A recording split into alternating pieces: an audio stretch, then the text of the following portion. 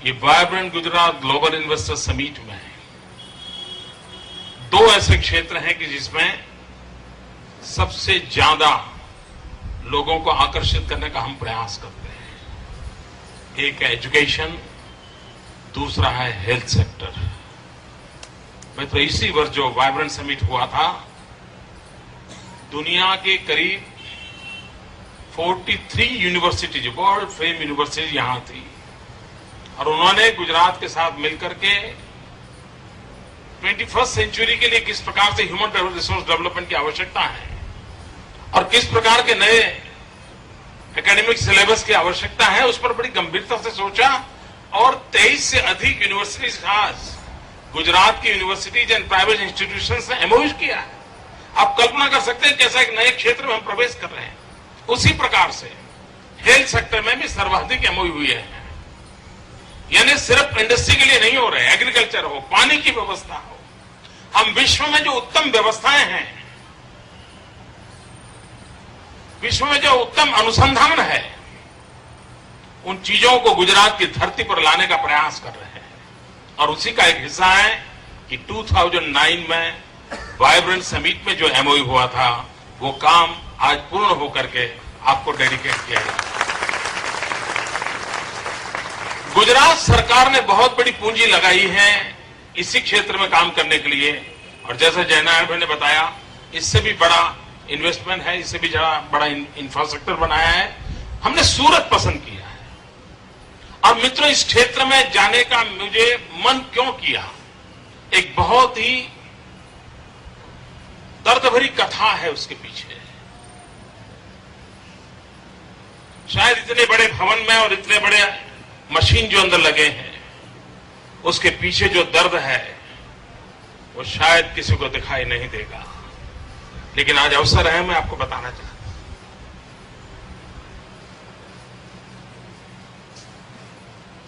हम गुजरात के लोग हैं,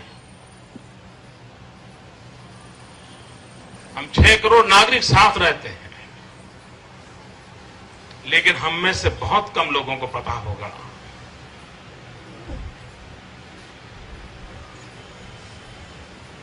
कि हमारे राज्य के ट्राइबल बेल्ट में, उसमें भी साउथ गुजरात का ट्राइबल बेल्ट, डांग, बलसाड़, तापी, नर्मदा, बलसाड़, उमरगांव, इस बेल्ट में ट्राइबल कम्युनिटी में जेनेटिकली सिकल सेल की एक बड़ी भयंकर बीमारी है। दुनिया एचआईवी से तो कांपती है, उसको पता है कि कितना भयंकर है, लेकिन लोगों को मालूम नहीं है सिकल सेल कितना भयानक, उस पीड़ादायक दर्द होता है। मैं बड़े दुख के साथ कहना चाहता हूं, अनेक सरकारें गुजरात में आके गई, ये सिकल सेल मेरी सरकार आने के बाद नहीं आया है।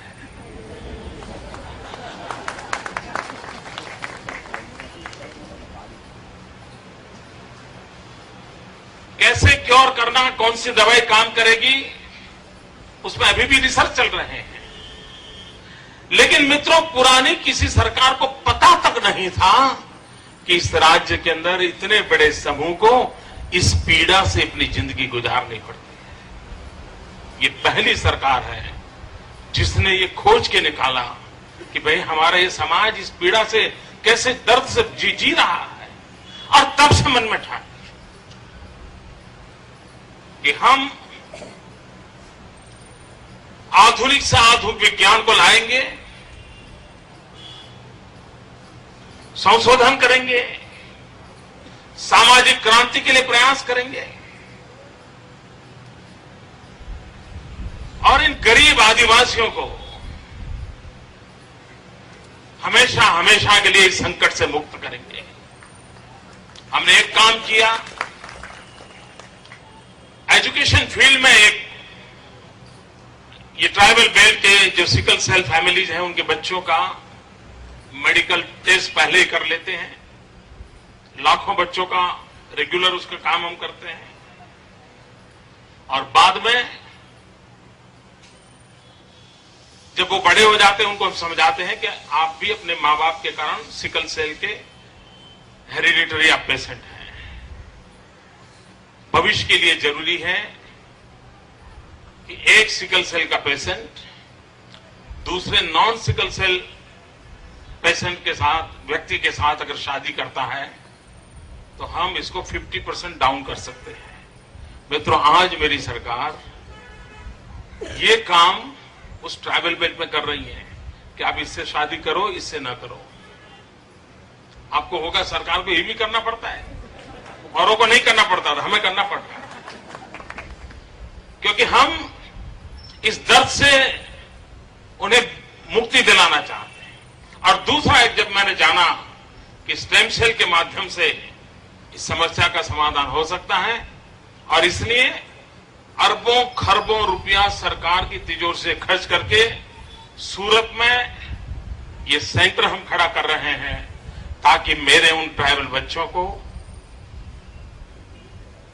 आने वाली पीढ़ियों को इस भयानक पीड़ा से हम मुक्ति दिला सकें। और उस अर्थ में गुजरात में स्टेम सेल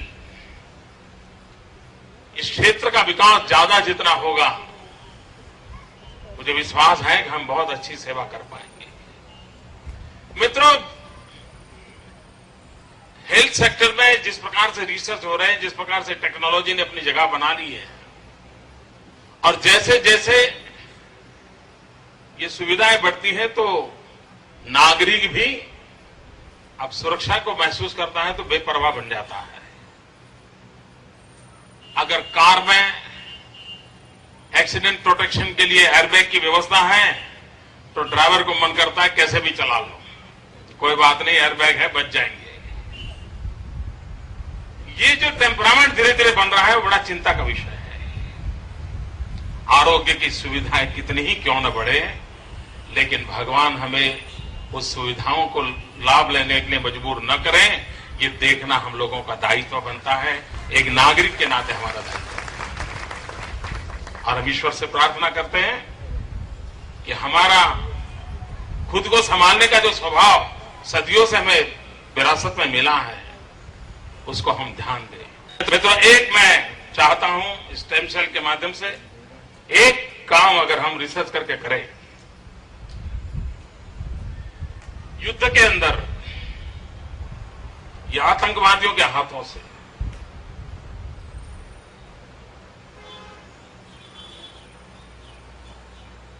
इस देश की रक्षा करते करते या सामान्य नागरिकों को सुरक्षा देने के लिए जो बम ब्लास्ट का शिकार हुआ हो, आतंकवादियों की या दुश्मनों की गोलियों का शिकार हुआ हो और उसने अपना कोई अंग खो दिया हो, सेवियर के मित्र सपना संजोए कि हम देश में कहीं से शुरू करके इस स्टेम सेल ट्रीटमेंट के माध्यम से उसको वो अंग लौटा देंगे, उसको हम पूरा जैसा था वैसा बना के छोड़ रखेंगे। टेक्नोलॉजी अवेलेबल है, ये सब संभव है। उसका हाथ कट गया होगा, नया हाथ ग्रो कर सकता है। आइए दोस्तों, हम इस चैलेंज को उठाएं और देश के सुरक्षा के जवानों को, आतंकवादियों के साथ दिन रात लड़ने वाले जवानों को नई जिंदगी देने का काम इस अस्पताल के लैब में हम करें और देश की बहुत बड़ी सेवा करें। इस शुभकामनाओं के साथ आप सबको बहुत बहुत धन्यवाद।